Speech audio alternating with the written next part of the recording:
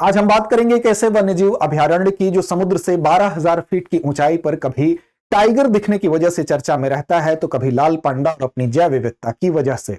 आज हम बात करेंगे पूर्वी हिमालय की अद्वितीय प्राकृतिक सुंदरता को अपने अंदर समेटे हुए वन्यजीवों के लिए प्रसिद्ध साथ साथ पांगो लाखा वन्यजीव अभयारण्य के विषय में। दरअसल इस वन्यजीव अभयारण्य की अभी हाल में चर्चा की वजह कुछ और है, तो जानेंगे वो वजह क्या है। लेकिन सबसे पहले जानते हैं पांगो लाखा वन्यजीव अभयारण्य के बारे में।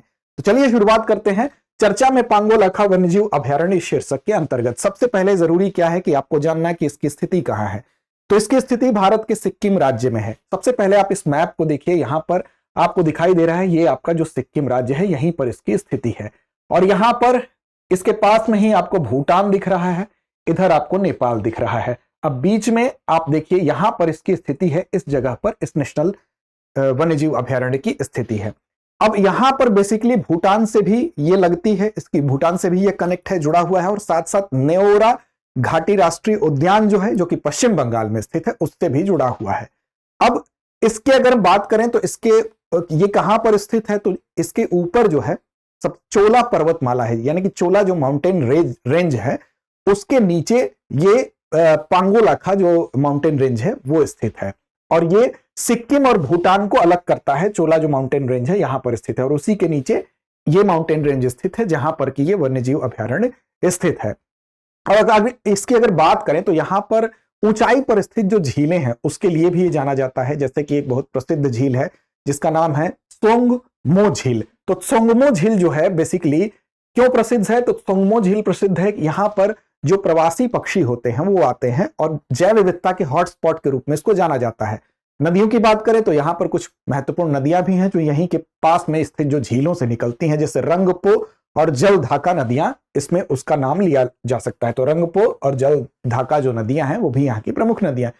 वनस्पतियों की बात करें तो यहाँ पर रोडडेंड्रोन, सिल्वर फर और साथ साथ यहाँ पर अन्य जो है ओक, जो काई लगे हुए ओक फॉरेस्ट होते हैं वो भी यहाँ पर है, जूनिपर है। तो ये तमाम वनस्पतियां भी यहाँ पर पाई जाती हैं। इसके अलावा अपने जीव जंतुओं के लिए भी प्रसिद्ध है यहाँ पर टाइगर, जो कि 12,000 फीट की ऊंचाई पर टाइगर पहली बार यहाँ देखा गया, सबसे ऊंचाई पर दिखा जाने वाला टाइगर। लेपर्ड भी पाया जाता है, रेड पांडा के लिए जाना जाता है। इस तरह से जो मस्क डियर है वो भी यहाँ पर पाया जाता है। तो अपने तमाम जैव विविधता के हॉटस्पॉट के रूप में, चाहे वो त्सोंगमो झील की वजह से आप कहिए या विभिन्न अपने जीव जंतुओं की वजह से ये प्रसिद्ध रहा है। ये तो हुई पांगो लाखा वन्यजीव अभयारण्य के विषय में बातचीत। लेकिन सवाल उठता है कि अभी हाल ही में यह चर्चा में क्यों है। तो दरअसल हाल ही में चर्चा में इसलिए आया क्योंकि यहां पर एक भीषण वनाग्नि की घटना देखी गई। वनाग्नि क्या होती है? जंगल में लगने वाली आग होती है। यह भीषण वनाग्नि जो है वो 20 जनवरी को यहां पर यह घटना होती है। और क्यों ये दुर्गम घटना हो जाती है? क्योंकि इतनी ऊंचाई पर जब आग लगती है, वनों की आग लगती है, तो उसको बुझाया जाना कठिन होता है। इसलिए क्योंकि ये भारत चीन सीमा के निकट स्थित है, यहां पर भीषण वनाग्नि की घटना शुरू होती है और दुर्गम अपनी भौगोलिक परिस्थितियों के कारण इस पर नियंत्रण लाना कठिन हो जाता है। तो 20 जनवरी की जो आग लगती है वो 2-3 दिनों तक चल रही है और इसमें लगभग 12 हेक्टेयर का जो वन क्षेत्र है वो पूरी तरह से जल चुका है। अब यहां पर देखिए वनाग्नि एक बार फिर से भारतवर्ष के संदर्भ में अगर बात करें तो यहां पर गंभीर पर्यावरणीय और साथ साथ आर्थिक संकट के रूप में भी हमारे सामने एक चुनौती के रूप में यह दिखाई दे रही है।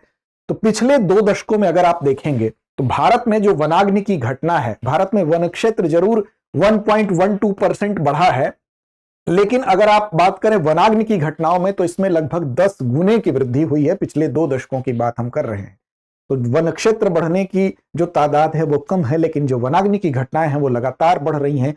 पिछले 2 दशकों में 10 गुना अगर बढ़ रही हैं तो इसका मतलब कि एक प्रमुख चुनौती के रूप में, जो कि पर्यावरणीय भी है और आर्थिक भी है, हमारे सामने उपस्थित है। अब देखिए यहां पर जो टोटल वन क्षेत्र है, उस टोटल वन क्षेत्र में जो 36% ऐसे वन क्षेत्र हैं जो कि पूरी तरह से संवेदनशील हैं। किसके प्रति? तो वनाग्नि के प्रति, यानी कि वन की जो आग होती है, फॉरेस्ट जो फायर होता है, उसके प्रति 36% संवेदनशील क्षेत्र है। अब इसकी वजह से आर्थिक नुकसान कितना होता होगा, आप अनुमान लगाइए। तो एक अनुमान ही है, उस अनुमान के आधार पर यह कहा जाता है कि 1.74 लाख करोड़ रुपए का वार्षिक नुकसान होता है इस वनाग्नि की वजह से। तो जानेंगे कि वनाग्नि का कारण क्या है और साथ साथ वनाग्नि होती क्या है, इसके विषय में भी बात हम करेंगे। लेकिन उससे पहले आपके लिए एक महत्वपूर्ण सूचना यह है कि हम आपके लिए एक महत्वपूर्ण कोर्स लेकर आए हैं। इस कोर्स का नाम है GS studio foundation live online course, इसकी कीमत मात्र 24,999 रुपए है। अब देखिए इस कोर्स में महत्वपूर्ण इसलिए है कि आपकी जीएस की अगर आप यूपीएससी देना चाहते हैं, 27, 28, 29 में पेयर होना चाहते हैं, तो ये कोर्स आपके लिए बेहतरीन कोर्स है, क्योंकि 14 महीने में ये पूरे सिलेबस को कवर करेगा।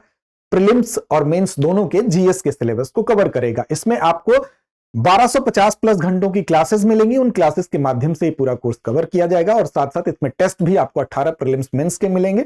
2 साल के करंट अफेयर्स को कवर किया जाएगा पूरी तरह से। तो आपकी तैयारी एक सुव्यवस्थित तरीके से बिना भटकाव के अपने घर बैठे हो सकती है। जब भी आपको समय मिले इस कोर्स की वजह से आप उस तैयारी को जारी रख सकते हैं। इस कोर्स में भी आप अगर AMITABH ये अगर कूपन कोड अप्लाई करते हैं तो इस फीस में भी आपको अतिरिक्त छूट मिलेगी। माध्यम की बात करें तो हिंदी में भी उपलब्ध है, इंग्लिश में भी और इंग्लिश में भी। बैच की बात करें तो 3 फरवरी हिंदी माध्यम, इंग्लिश मीडियम 4 फरवरी, इंग्लिश मीडियम 5 फरवरी से बैच की शुरुआत हो रही है। अमिताभ कूपन कोड लगाएंगे तो अतिरिक्त डिस्काउंट मिलेगा। इसके लिए आपको दृष्टि लर्निंग ऐप डाउनलोड कीजिए। वहां पर जब इस कोर्स को परचेज करने के लिए जाएंगे तो इस कूपन कोड का इस्तेमाल कर इस फीस में भी अतिरिक्त डिस्काउंट आप पा सकते हैं। अब देखिए वनाग्नि की अगर बात करें तो जैसा कि नाम से स्पष्ट है कि वनों में लगने वाली जो अनियमित आग होती है उसको वनाग्नि कहते हैं। यानी कि वो जंगल या वन क्षेत्र में लगने वाली ऐसी आग जिसको कंट्रोल ना किया जा सके, वो अनियंत्रित हो जाती है, तो वो पूरे वन में फैल जाती है, पूरे फॉरेस्ट एरिया में फैल जाती है, उसको जला देती है। अब ये प्राकृतिक कारणों से भी हो सकती है और इसमें हमारे द्वारा उत्पन्न किए गए कारण भी होते हैं। मुख्य रूप से अगर कारणों की बात करेंगे तो इसके तमाम कारण है। जो अगर सबसे मेजर कारणों में सबसे पहले नंबर पर आता है वो आता है आपका जलवायु परिवर्तन।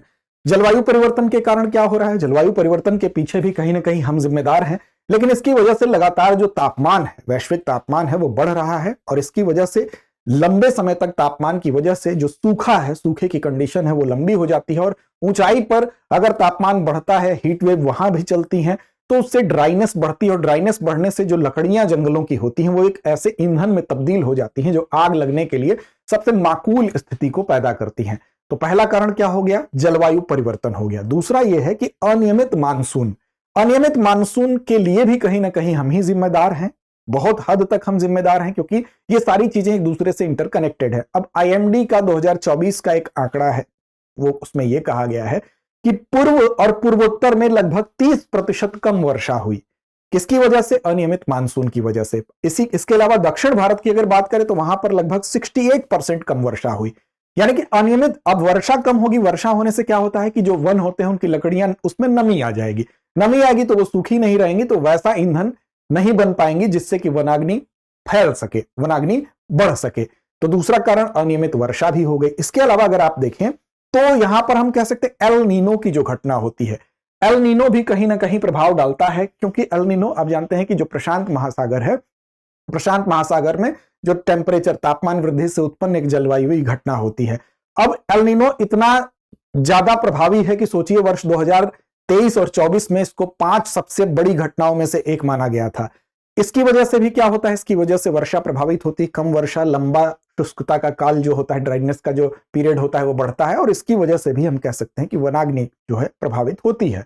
अब वनाग्नि की घटनाओं पर अगर एक नजर डालें, एक आंकड़े पर अगर आप नजर डालें तो देखिए यहां पर 3 चीजें तो याद रखेंगे। जलवायु परिवर्तन और बढ़ता तापमान जिम्मेदार है, अनियमित मानसून जिम्मेदार है, एल नीनो जो इफेक्ट है वो जिम्मेदार है।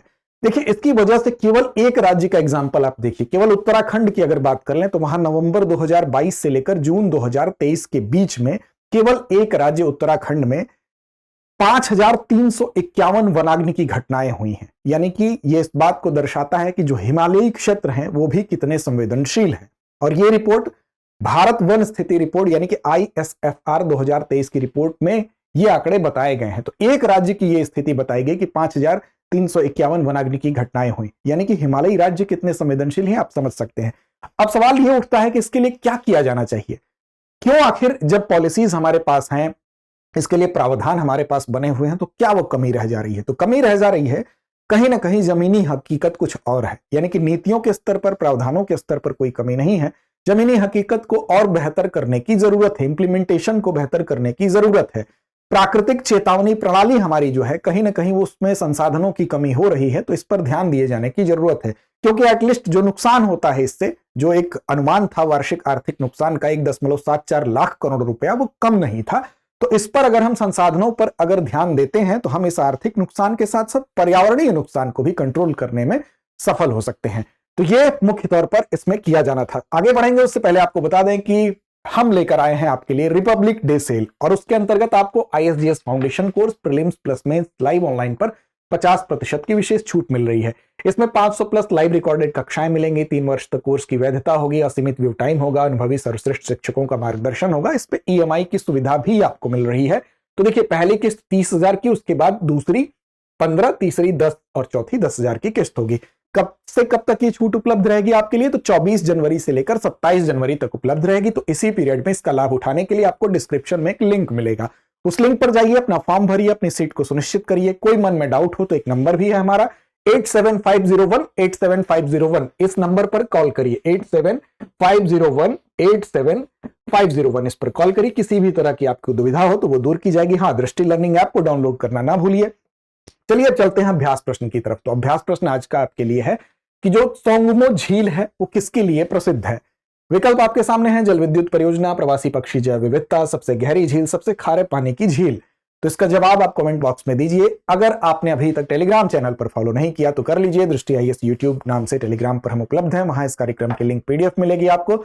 साथ साथ चैनल को सब्सक्राइब कर लीजिए ताकि हमारे परिवार में शामिल होइए। आपका एक सब्सक्रिप्शन हमें और प्रेरित करता है ऐसे बेहतर वीडियो बनाने के लिए। तो लड़ते रहिए, अपने लक्ष्य की ओर बढ़ते रहिए।